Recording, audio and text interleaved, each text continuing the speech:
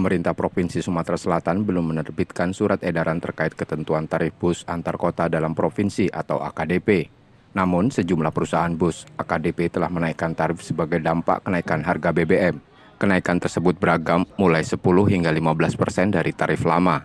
PO Bus Marlin misalnya menaikkan tarif sejak lebih dari sepekan lalu.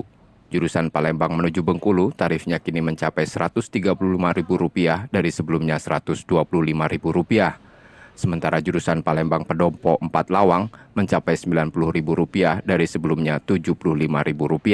Hal serupa dilakukan PO Bus Telaga Biru yang menaikkan tarif sebesar Rp10.000 untuk rute Palembang Pagar Alam, kini tarifnya mencapai Rp80.000. Sementara rute Palembang Muara Enim Rp60.000. Menurut perusahaan, kenaikan tarif tak hanya karena naiknya harga BBM, tapi juga komponen biaya lain seperti suku cadang. Misal ke Bengkulu 125, 120 kan. Nah, sekarang tuh naik 135. Oh iya lah pasti. Harga ban naik duluan, harga oli naik duluan. Melok naik kalau banyak kalau naiknya.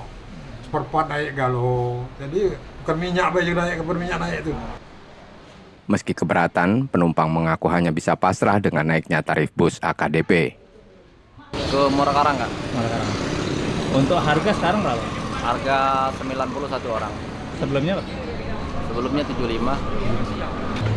Ya cukup berat lah kira-kiranya. Kenapa berat? Ya karena BBM ini naik. Sebelumnya, pengusaha AKDP yang tergabung dalam DPD Organda Sumatera Selatan menuntut penyesuaian tarif dengan kenaikan sebesar 29% dari tarif lama. Namun ketentuan tarif baru belum dikeluarkan pemerintah Provinsi Sumatera Selatan. Rizky Nurmizan, Kompas TV Palembang, Sumatera Selatan.